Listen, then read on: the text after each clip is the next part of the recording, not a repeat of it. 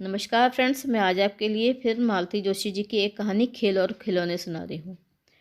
ये जो मालती जोशी जी की बच्चों से रिलेटेड कहानियाँ हैं, उसी श्रृंखला में आज ये एक और कहानी है, खेल और खिलौने। तो शुरू करते हैं कहानी। मामा जी अभी हाल ही में अमेरिका से लौटे थे। पंकज के यहाँ जब वे मिलने के लिए आए तो अपने साथ ढेर की ढेर चीज़ें लेते आए। एक टेप रिकॉर्डर, एक मिक्सर, एक टोस्टर और जाने क्या क्या। मम्मी के लिए नायलॉन की साड़ियाँ और सेंट, पापा के लिए टेरेलिन शर्ट्स और इलेक्ट्रिक शेवर तथा बड़े भैया के लिए बढ़िया सा कैमरा।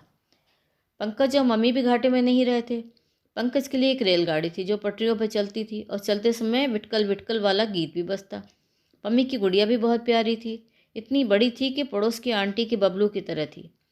पर यह पालने में पड़ी नहीं रहती थी, बल्कि चाबी देने पर अपनी सफ़ेद झालरदार फ्रॉक को उठाकर गोल गोल नाचती।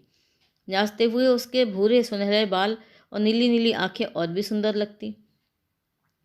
खिलौने हाथ में आते ही वे खुशी से झूम उठे। उसे बड़े से पैकेट को गोद में उठाए सीढ़ियों की ओर लपके ही थे कि मम्मी की गरज सुनाई दी। ए खबरदार, जो गली मोहल्ले में जाकर इनकी नुमाइश की, वो बंदर सेना अभी इकट्ठी हो जाएगी और एक ही दिन में सत्यानाश करके रख देगी। बढ़े हुए पांव जहाँ के तहाँ रुक गए। तब बच्चों को भान हुआ कि ये तो मामा जी थे, जिनकी बदौलत खिलौने हाथ लग भी गए।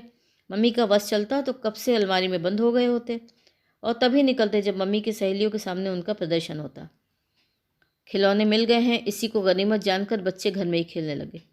सोचा, मम्मी बेचारी ठीक ही कहती हैं, इतने महंगे खिलौने भला कोई रोज़ रोज़ खरीद सकता है, और फिर क्या पता ये यहाँ मिले भी या नहीं।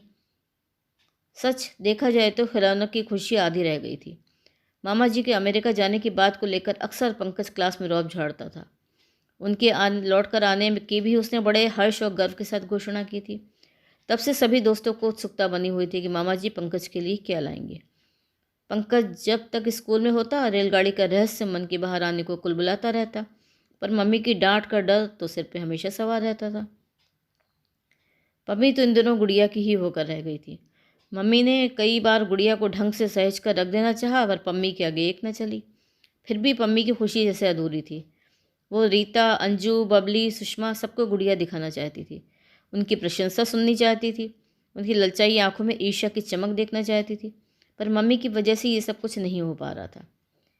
8 दिन तक बच्चे बड़ी समझदारी से खेलते रहे, लेकिन फिर अपने आप से खेलकर भी ऊबने लगे। नए खिलौनों का मोह भी छूटता न था और घर की चारदीवारी में दम भी घुटने लगा था। तो इस पर सितम यह है कि पाबंदियाँ सिर्फ उन्हीं पर थीं। मम्मी इन 8 दिनों में अपनी नई साड़ियाँ दिखाने के लिए शहर के हर परिचित के घर हो आई थी। बाहर जाते हुए इतना सेंट लगाती थी कि किसी बगीचे की तरह महक उठती थी। पापा रोज़ नए शर्ट्स पहनकर दफ्तर जाते। करंट लगने के डर से शेव तो रोज़ की तरह रेज़र से ही बनाते, पर हर आने जाने वाले के सामने इलेक्ट्रिक शेवर का प्रदर्शन ज़रूर करते। भैया आए दिन घर वालों की, कुत्ते बिल्लियों की, दूध वाले की, धोबी की, सब्जी वाले की तस्वीरें उतारते फिरते। आधी से ज़्यादा तस्वीरें काली स्याह हो गई थी और उनकी धुलाई का बिल देखकर पापा बौखला उठे थे। टेप रिकॉर्डर ड्राइंग रूम की शोभा बना हुआ था और उसमें पड़ोस के बबलू के रोने से लेकर मिश्रा आंटी के बेसुरे गाने तक सबकी आवाज़ रिकॉर्ड हो चुकी थी। अपनी आवाज़ रिकॉर्ड करवाने के लिए आने वाले मेहमानों की संख्या इतनी बढ़ गई थी कि नाश्ते का खर्च दोगुना हो गया था। हर फटीचर गायक की रिकॉर्डिंग के समय चुप्पी साधे रहना पड़ता था। ये और एक मुसीबत थी। गरज ये कि मामा जी की लाई हुई हर चीज़ का खुलेआम प्रदर्शन हो रहा था। सिर्फ खिलौने थे जिन्हें दरवाजे के बाहर झांकने का हुक्म न था।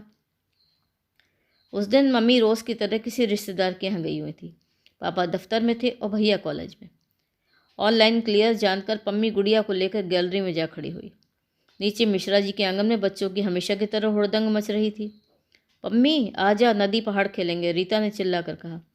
पम्मी जाने के लिए सोच ही रही थी कि अंजू ने कहा, तेरे हाथ में क्या है पम्मी? गुड़िया? हाँ गुड़िया है, नाचने वाली। मामा जी लाए हैं, ऊपर आओ तो दिखाऊं, पम्मी ने जवाब दिया। कहने भर की देर थी कि रीता, अंजू, बबली, सुषमा, दिनेश, पप्पू सारी मंडली ऊपर चढ़ाई। पम्मी ने दरी बिछाकर गैलरी में ही सबको बिठाया, फिर चाबी भरकर गुड़िया को छोड़ दिया। उसके थिरकते गुलाबी पांव, लहराता सफ़ेद फ्रॉक, मटकती हुई नीली आंखें और उड़ते हुए सुनहरे बाल, सब कुछ इतना सुंदर और अद्भुत था कि बच्चे आनंद और आश्चर्य से विभोर होकर तालियां पीटने लगे।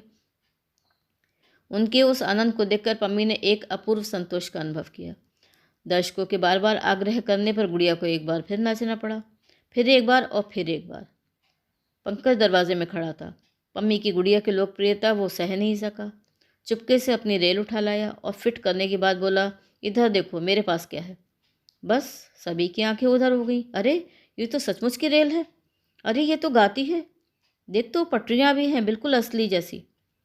फिर एक बार तालियां बजीं। फिर एक बार और चलाने का आग्रह हुआ। बच्चों को समझ ही नहीं आ रहा था कि गुड़िया का नाच देखें या रेलगाड़ी। कोई गुड़िया के बाल छूकर देखना चाहता था, कोई उसके फ्रॉक पर हाथ फेर रहा है, किसी को उसके जूते पसंद आ गए हैं, कोई पटरियाँ उठाकर देख रहा है, कोई डिब्बों की बनावट को परख रहा है, तो कोई उस संगीत का रहस्य जानना चाहता है। सभी बच्चे इतने डूबे हुए थे कि सीढ़ियों की आहट का पता ही न चल सका।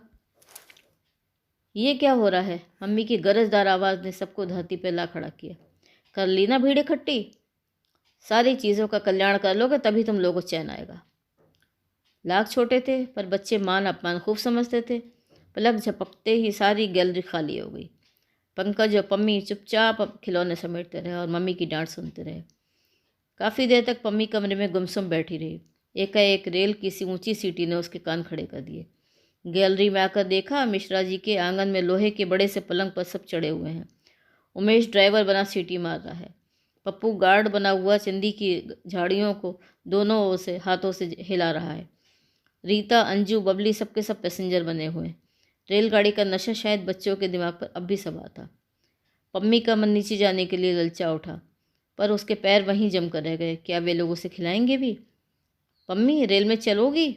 नीचे से अंजू ने आवाज़ दी। पम्मी समझ गई कि उसे माफ़ कर दिया गया है। दौड़ कर नीचे पहुंची। ड्राइवर साहब, गाड़ी रोको, एक सवारी लेनी है। लड़कियां चिल्लाईं और पप्पू ने झंडियों के हिलाते ही उमेश ने अपनी छुक छुक बंद कर दी। कहाँ जाएंगी बहन जी? ड्राइवर ने पूछा। मुंबई। अखबार के एक टुकड़े को उसके हाथ में देकर ड्राइवर ने दोबारा सीटी दी। पम्मी के बैठते ही गाड़ी चलनी शुरू हो गई। रीता ने उसके लिए अपने पास जगह दी। बबली साड़ी में लिपटी अपनी गुड़िया को देखकर बोली, खिड़की मत खोलना बहन, इसे कल से बुखार है। पम्मी को उस गुड़िया पर प्यार हुआ आया और उसने उसे अपनी गोद में लिटा लिया। उसे मुन्नी की याद आई, जिसे नई वाली गुड़िया आने के बाद से उसने कहीं पटक रखा था। पंकज, जो इतनी देर गैलरी में खड़ा तमाशा देख रहा था, लोटा ग्लास लेकर नीचे पहुंच गया। अगले स्टेशन पर गाड़ी रुकते ही उसने चाय गरियम की आवाज़ लगाते हुए थके हुए मुसाफिर को पानी पिलाया। उसकी ज़ोरदार बिक्री हुई। इसी तरह 5-5 मिनट से स्टेशन आ रहे थे। भोपाल से बम्बई जाते हुए रास्ते में वो हर गांव पड़ रहा था जो बच्चों को याद था। कभी दिल्ली, कभी बरेली, कभी नागपुर, कभी इंदौर, लेकिन किसी स्टेशन पर कोई उतरना नहीं चाह रहा था। सब धड़धड़ाती हुई ट्रेन के साथ मुंबई जाना चाहते थे। नीचे आंगन में बच्चों के खेल जोरों पर था।